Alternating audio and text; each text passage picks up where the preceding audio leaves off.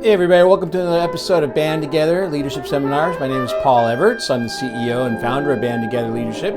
Hey, give me a phone call, maybe even an email. How about an email? BAND, number 2 together, bandtogether@comcast.net. Also, go to my website, conductingmylife.com, where you'll see under the curriculum tab all the wonderful John Maxwell material that I'm certified to give to you.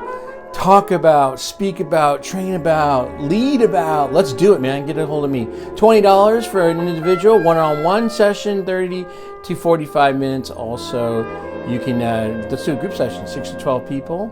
And I can do more. I can actually talk to thousands of people and feel very comfortable about it using the John Maxwell material. So please get a hold of me. And then again, for the group sessions, $15 a person, 6 to 12 people. That'll be an hour long.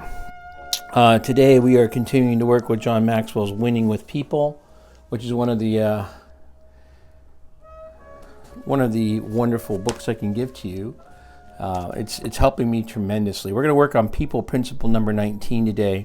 And before I go on, let me just welcome my students. This is I make this for everybody. The catalyst is for my family, for my son, my daughter, my son's wife, my beautiful daughter-in-law, our grandson, and more grandchildren to come. This is my legacy. So when I pass away, they can look at these and go, hey, it's like home movies. There's Grandpa, there's my dad talking to me. Everything I'm doing, I gave to my son PJ and our son and our daughter Katie. I can't tell you enough. John Maxwell has done a great job for me, and I want to do a great job for him and then for you as well. Let's go people principle number 19. The patience principle. The journey with others is slower than the journey alone. The journey with others is slower than the journey alone. How true. And one of the things I like to bring up when I teach this lesson is Disneyland. When I go with PJ, our son PJ, our daughter Katie, my wife Diana, when it's just the four of us, it's a lot different than going with 100 to 150 high school kids on a band trip. Everything tends to move just a tiny bit slower. All right? Anonymous. Mr. Anonymous, Ms. Anonymous, the anonymous person.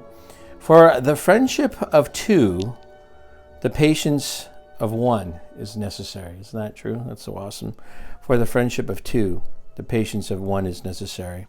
The question I must ask myself: do I take others with me even when it's inconvenient? Do I take others with me even when it's inconvenient?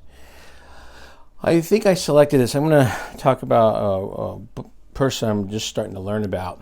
And what we need to do as a nation is find that patience again. I'm seeing a lot of cancel culture, a lot of people making mistakes. We're not forgiving.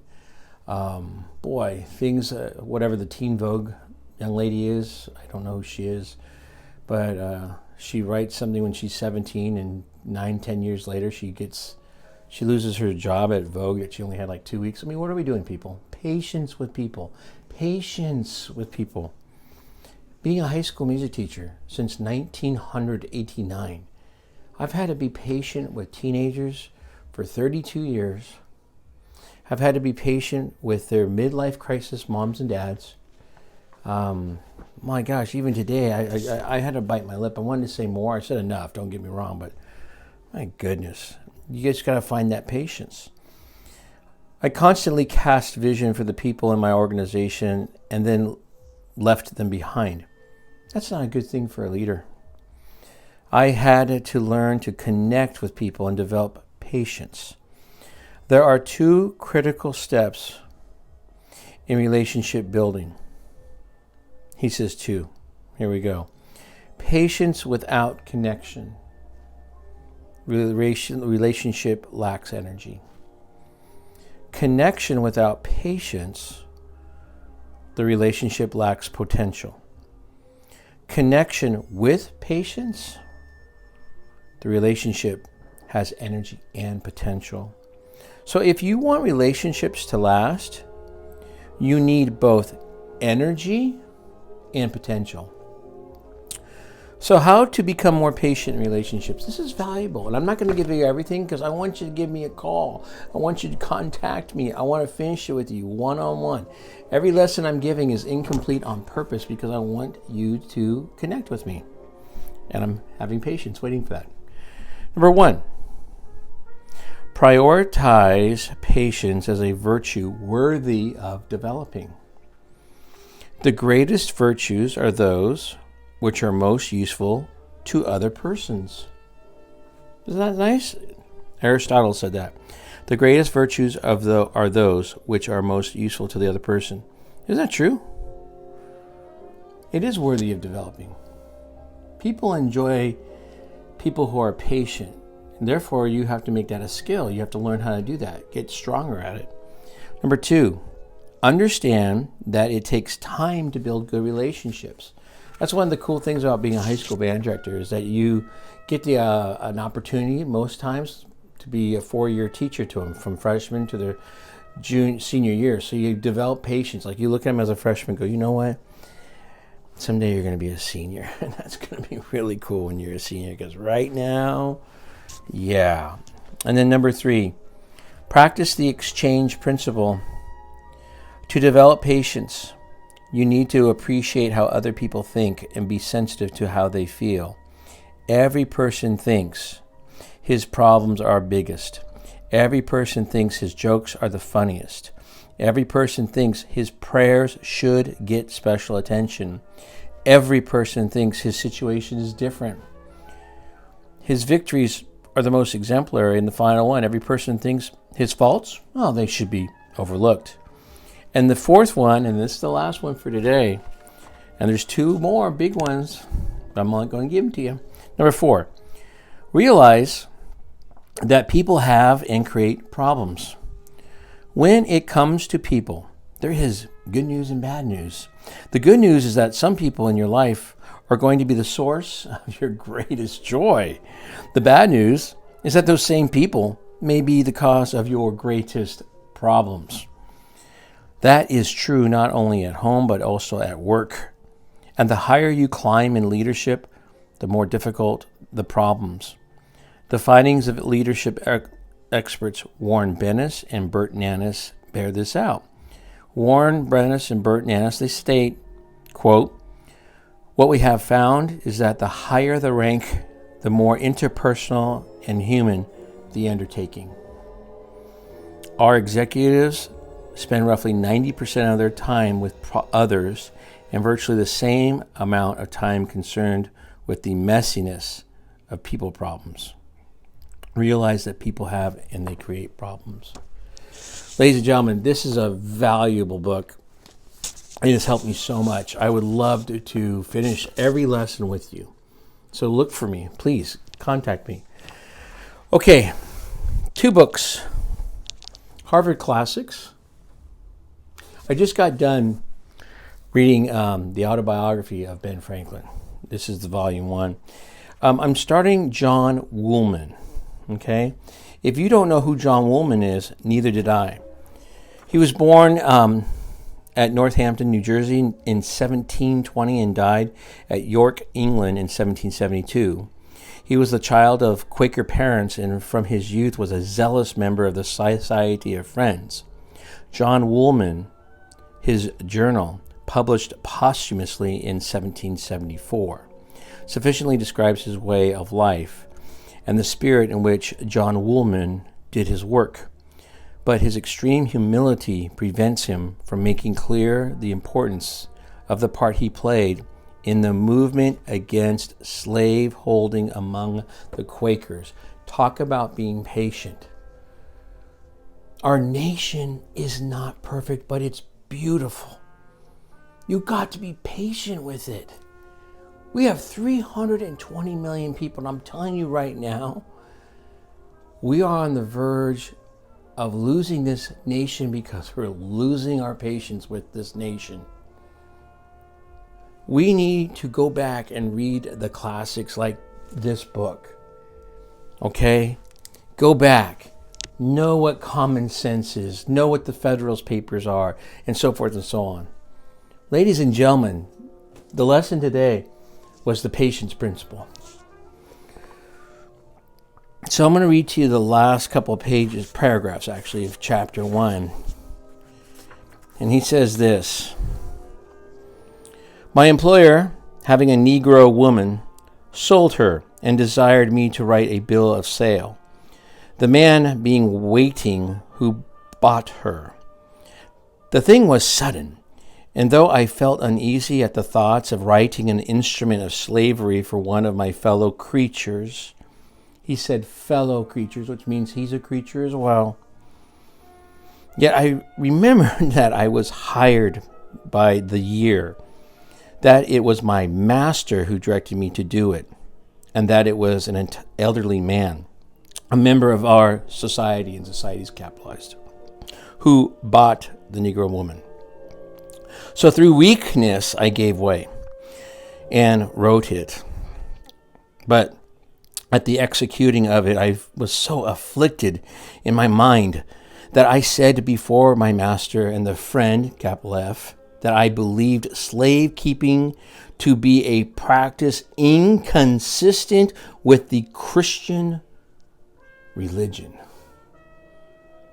This again, ladies and gentlemen, we're talking 1770s. John Woolman. "I believed slave keeping to be a practice inconsistent with the Christian religion. This in some degree abated my uneasiness, yet as often as I reflected seriously upon it, I thought I should have been clearer if I had desired to be excused from it, as a thing against my conscience, for such it was.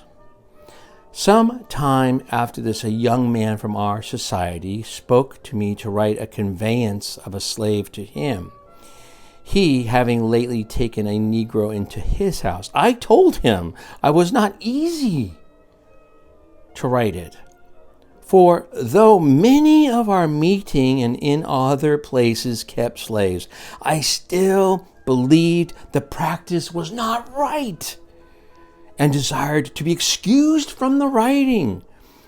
I spoke to him in goodwill, and he told me that keeping slaves was not altogether agreeable to his mind, but that the slave being a gift made to his wife, he had accepted her." Ladies and gentlemen, I'm saying to you right now, study your history. I didn't know who John Woolman was until I was 55. Is he being taught in schools? Is he being taught in churches, synagogues, mosques? This is an American person in the 1770s saying, no, slavery is wrong. Patience. And now I'm going to read to you the final part of Spark Notes as far as Thomas Paine's Common Sense. And I might read more from Common Sense later. Thomas Paine says that the colonies have little to gain from remaining attached to Britain. Commerce can be better conducted with the rest of Europe, but only after America becomes independent. Thomas Paine also asserts that if the colonies remain attached to Britain, the same problems that have arisen in the past will rise up in the future. Thomas Paine argues that it is necessary to seek independence now, as to do otherwise would only briefly cover up problems that will surely reemerge.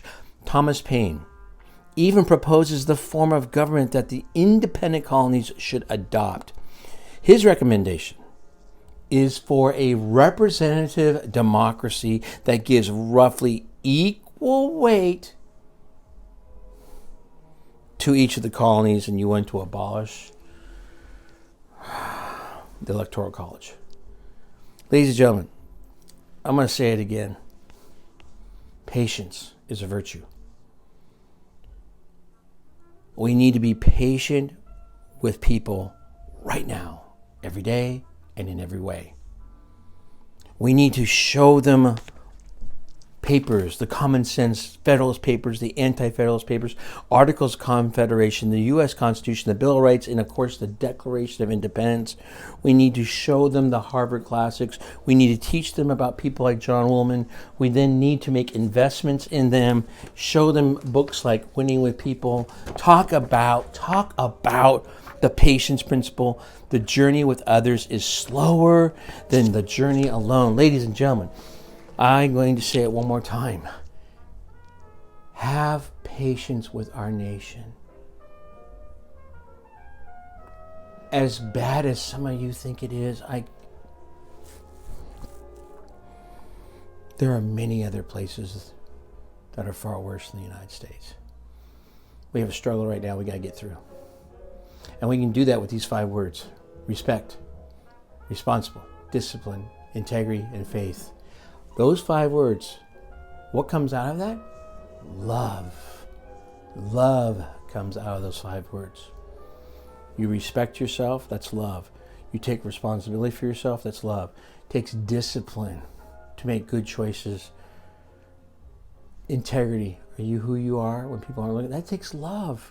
And finally, faith. And faith isn't just my Judeo-Christian faith. I love Jesus Christ. He died on the cross for me. I got it. But faith also in others and giving people the benefit of the doubt, regardless of ethnicity, race, or gender. Are you with me? Can you get that patience? I know at 55, patience is getting shorter for me. That's why I need these books. That's why I need to read about John Woolman, Ben Franklin, Thomas Paine, Thomas Jefferson, John Adams. I need to read about these men. I need to understand what Martin Luther King went through, Frederick Douglass, what he went through. Okay? Countless others. Begin with the end in mind. Every choice you make, including watching this to the end. Every choice you make is who you are. So choose wisely and then seek first to understand and be understood. Understand where that person is coming from. Listen to them. Take a breath. And then finally, people don't care how much you know until they know how much you care. I care about you, and thank you so much. Hey, again, please, thumbs up, subscribe, let us know. I'm going to go ahead and leave the comment section open. I know there's a couple of you that are not happy with me. Let me know why. Let's go. And there's a lot of you that are happy with me. God bless you. Thank you so much. I appreciate your patience with me. All right. I'm doing the best I can. 2 more times. I am doing the best I can. Last time, I'm doing the best I can. Thanks a lot. I hope you continue to watch these episodes and you learn something new and you get uplifted. All right, everybody. Bye.